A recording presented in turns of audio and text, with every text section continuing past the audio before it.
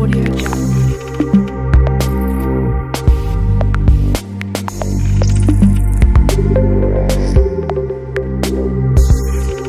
Audio Jungle.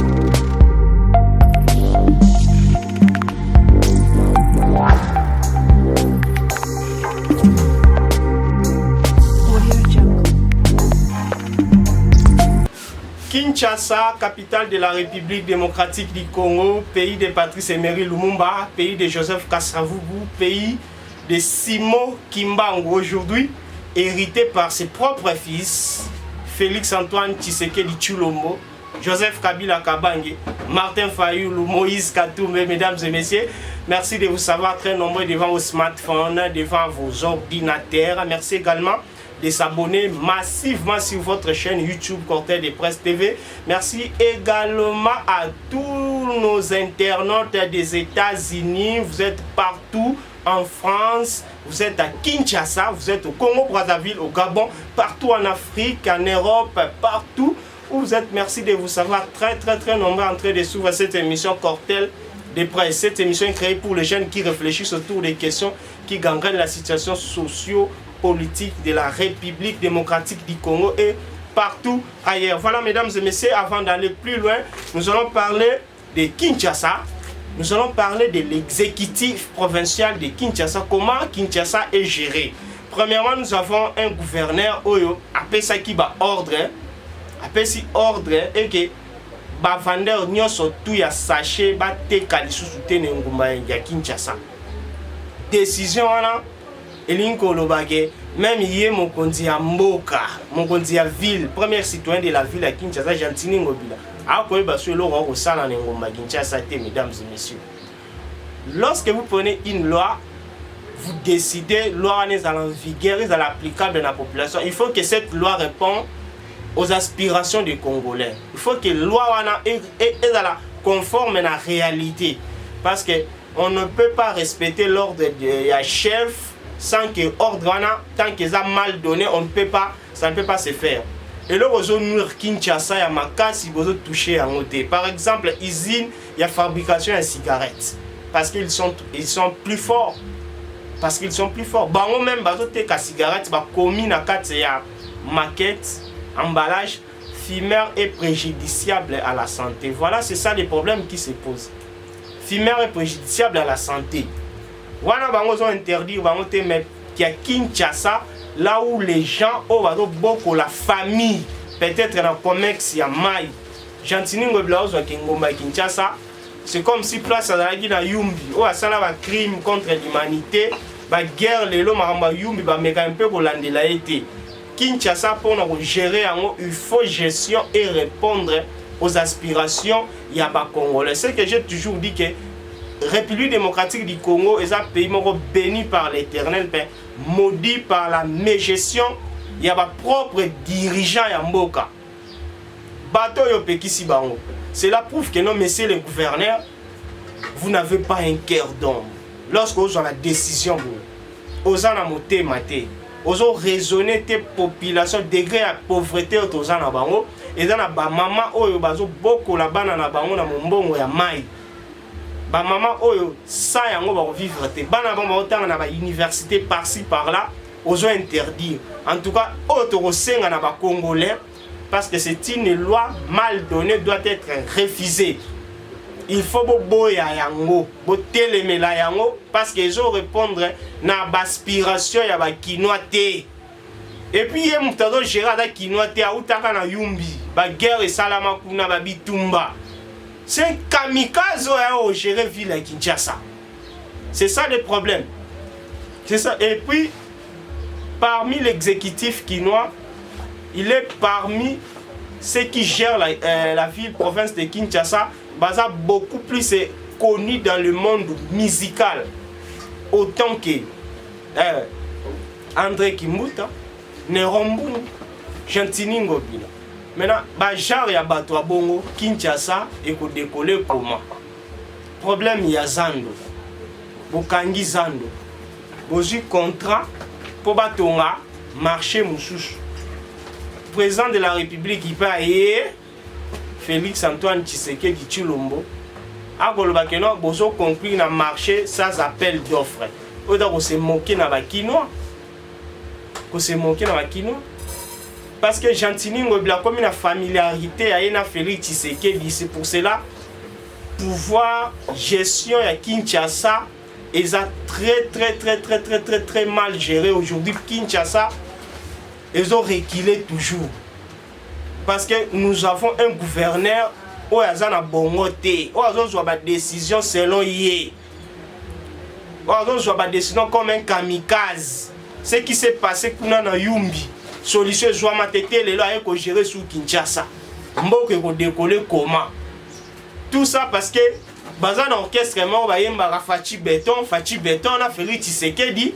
Donc yango nous on a tout babuso bana avec caméra c'était toujours comme ça. On joie marché retourner ça s'appelle d'offre ba tonga marché après président de la République à Yewana. Tout c'est la faute il y a bino ba député provinciaux à Kinshasa. Bato bo pesa biso ba produit le roi ba Nerombu vice gouverneur. Lelo mwana nini ya kisenso ozala fier ya ozala mwana kisenso pona ozana mutu le roi Nerombu d'abord na commune na emoko banga moyo. Et comment même pas si vous kutana na mutu moko fa na niveau ya intendance na campus soit na super lemba arole ba non nga fanda na matete mais normalement adresse na réel les kisenso. Pourquoi? Parce que bozana ba dirigeant ba gérer Kinshasa ba ambiancer. Tant qu'à réussir na nous té ya transformer ya bongola banga moyo kuna na kisensu. Comment on gérer sous Kinshasa?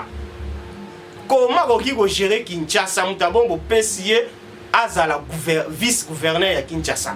Raison pour laquelle même probité morale est athée. Même respect de l'éthique déontologique professionnelle ya ko gérer zaté. Ou les gars na plateau de télévision tu dois tout parler. Un homme d'état fois dans la réserve na ba détenu mais c'est Nerombu.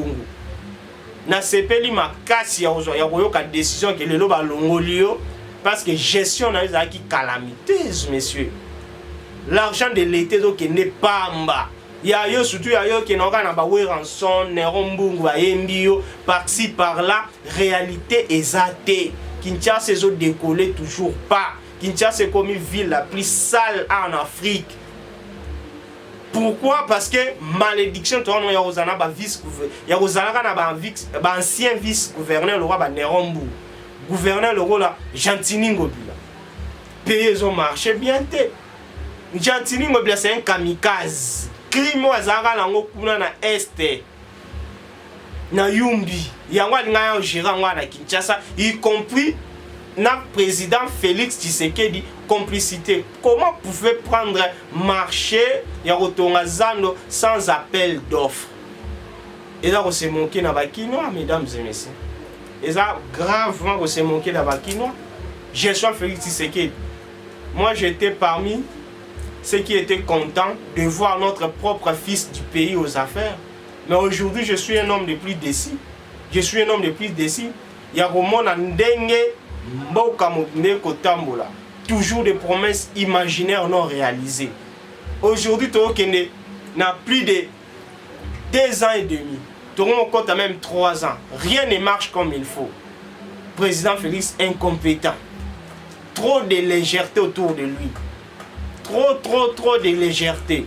Je crois bien que cette fois-ci, Bana Congo, Bana Kinshasa, partout, na Ngumba ya RDC, Bopona, moto mosusu akoki ko gérer Kinshasa. Voyez comment mboka ezo tambola. Ezali vraiment malamu te. Ezali vraiment malamu te. Parce que to si to lobaka yango même fois que non, zala mokonzi na pays mosusu na mena RDC te. Sur olingi bon, zala na Congo Brazzaville, tu peux faire 40 ans, 50 ans.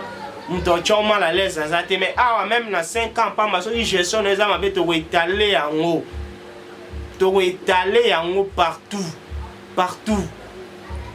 Corruption na gestion ya ville à Kinshasa. Comment ba député bozu mokano ya go faire partie Godempoy.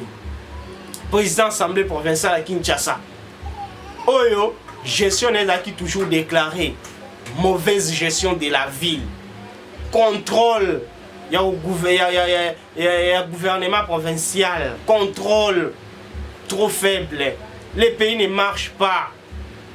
Il fallait goder pour y attendre. Après complicité, il y a union sacrée. Parce que, maman, il y a surtout conséquences dans l'union sacrée. Parce qu'il y a adhésion massive et ça m'a dans l'union sacrée. Mon toto est y compris Gentini Ngopila. Assemblée provinciale de Gomara dans mon union sacrée.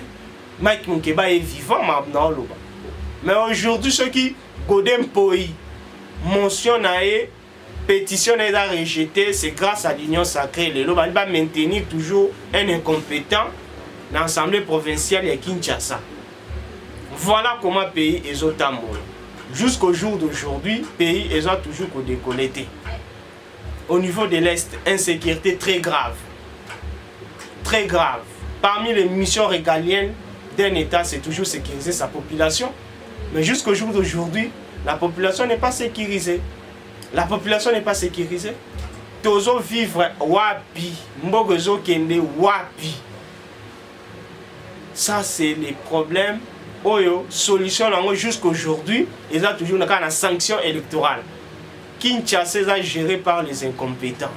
Bozu bateau yo, bazar reconnu dans le monde musical, ambianceur. Le roi va Neombungu, le roi va Gentini Ngopila, Kobanana prédécesseur dans Kimbuta. Je suis en vie jusqu'à aujourd'hui, on dit que ça les maté, justification ça la maté.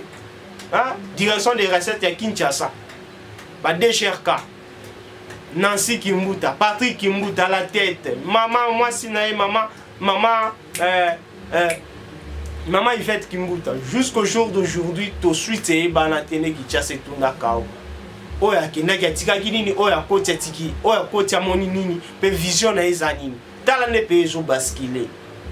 Tout ça la malédiction parce que nous avons un président très incompétent qui s'appelle Félix Antoine Tshisekedi qui n'arrive pas à remettre fin dans la situation où il y a toujours belé toujours dénoncer à haute voix que le pays est très mal géré. Il est temps de prendre notre responsabilité parce que nous sommes dans un pays démocratique. Le pouvoir appartient au peuple. C'est le peuple qui est le maître de ce pouvoir. C'est le peuple qui va constater si les choses ne marchent pas. C'est le peuple qui a le droit de retirer les mandats.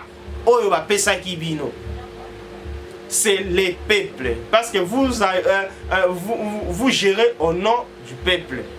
Tout ce que vous allez faire, toutes les actions que vous allez mener doivent se conformer aux aspirations de ce peuple-là. Mais jusqu'au jour d'aujourd'hui, Félix Antoine Tshisekedi, au sommet de l'État, irresponsable, incompétent. Incompétent. Voilà, mesdames et messieurs, c'était là justement mon éclaircissement. Boyeba, Ndembo Rezo Otambola. Ndembo Rezo Otambola, jamais tu auras fan de Kimia dans ma rambozo de camp. Et ça, juste une malédiction aux Abakonzo. Pour répondre à l'aspiration de la population. C'est aussi ça, les grands problèmes que nous sommes dans la conscience collective pour nous le pays, dans la situation où ils ont la confiscation des pouvoirs. Parce qu'on dit que aucun pays ne peut prospérer, ne peut accéder à la puissance, ne peut accéder à la richesse, ainsi de suite, sans la prise de conscience. Toujours bien la conscience de tous les Congolais, de comprendre les enjeux politiques, de comprendre ce qui se passe, de comprendre ce qui nous gère. Ce qui nous gère. Parce que bango bazui mokondi pour nous servir les bisous. Lorsque les choses ne marchent pas, il faut tout le bas. Bateau va gérer Kinshasa. Bazali ambianceur, bazali bato oyo bambongo na banki na ba musicien, mutu wa ne rombungu so bocheyo, so ka zawana. Mbongo alete okina na maposha ba weranson ba obetele ba concert ba osele ba nzembo pona lokumu na emata me Kinshasa zo avancer te. O bozwi kamikaze wa utaka kuna na Yumbi. Ye wana Gentini Ngopila oyo candidat au FCC memela gibiso. Tala lelo yo. Résultat za wapi? Bateau bozo pekisa bango bateka au pire bo proposer bango te. bakosala nini. Lorsque vous prenez une décision, il faut que vous ayez la mesure d'accompagnement et la décision. Mesure d'accompagnement des anines. C'est qui nous. L'alcool, la cigarette, fabriquer le tabac. Ils ont nuire koleka. Sachet au pire, non, ça peut créer des inondations, ça peut créer des maladies, ainsi de suite. Parce qu'ils sont trop puissants. Bon, il faut s'attaquer à la faible population. C'est pour cela que j'en appelle à tous les Congolais, tous les Kinois conscients de son destin. Non à décision Chantini Ngobila. Non à décision Chantini Ngobila. Et vous les carrez jamais. Jamais. Tant que Kinshasa est à Kinois, il y a kamikaze, il y a Yumbi, il y a place à désordre, place à guerre. Ah, il y a place à Kinois, il y a développer, il y a peuple qui a ma casse, peuple qui a téléma. Alors, non, par rapport à ce qui se passe au pays. Voilà, pour chuter dans cette émission, nous allons parler aujourd'hui cacophonie, les cas très graves d'un niveau à la mouka, les torchons brillent.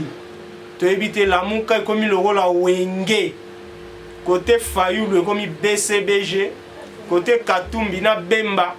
Et comme il y a une maison mère. Tant que vous avez une décision, il faut conscience pesala. Na Genève, il y a création à la mouka. Besoin décision et binomoro va conduire la mouka Bemba Fayoul beaucoup de union sacrée. Tant beaucoup de union sacrée, c'est-à-dire vous avez auto-exclu. Vous milongwe binomo qu'on a charte à la mouka. Beaucoup de déjà dans l'union sacrée. Même aussi Moïse Katumbi, on a pouvoir automatiquement à la mouka, coordination automatiquement à la mouka. Conscience n'a à éviter que le fait pour lui, à déjà dans l'union sacrée, on ne peut pas servir des maîtres à la fois. Parce qu'on a la mouka, tu vas parler au nom de qui? Au nom de qui? Union sacrée déjà là, aujourd'hui déjà part des gâteaux. Aujourd'hui, le partage des gâteaux devient compliqué au niveau de peur. On revient encore dans la mouka. Laurent Onyemba, chef des travaux, devant les étudiants, ou apprendre il faut moralité zalaka. Au-delà de l'intelligence, nous avons la sagesse. Au-delà de la sagesse et de l'intelligence, nous avons ce qu'on appelle la morale. Place aux à l'université de Kinshasa. On se rappelle même la devise. Même devise de l'université. Science sans conscience n'est que rhume de l'âme. On donne la science et la conscience. La tête doit être remplie par la science et le cœur par la morale. Moralité zanini na muto yomoro leki na télévision au passo li charte en disant que l'amour n'existe plus. Voilà muto alinga comme professeur dans la faculté à droit. L'amour n'existe plus. Au passo li na télévision. Et aujourd'hui ton champion s'autoproclame coordonnateur de la mouka. Tu les défends. Mais au juste, au moins je vois tout le rôle la banane. Même bano yotang saka. Na G1 droit. On va prendre banoni nisik et na o etali éthique, morale. Au passo la caramouts. Que la mouka n'existe plus. Le pays est là chapeauté, piloté par l'union sacrée. Moïse Katumbi, votre place n'est plus à la mouka. Profitez toujours de l'union sacrée. Et puis, Jean-Pierre Bemba, lorsqu'il soutenir Katumbi dans la vision, là, je comprends que d'autre part, humiliation ne tue jamais. Parce qu'aujourd'hui, même les cadres du MLC, on comprend petit à petit que vit, il y a situation, il y a CPI, il y a Jean-Pierre Bemba. Il a un petit souci avec le code électoral de notre pays. Donc il ne peut plus postuler vie politique comme il encore derrière les gens. Parfois dans l'union sacrée, sur le ministère et la défense. Parfois dans l'amour. Et puis l'amour, il va engager qui? C'est ça le problème. Le président Martin Fayoulou, Adolphe Mouzitou, continue toujours dans le combat, dans la détermination, il va se battre pour la paix, pour le bien-être de la population.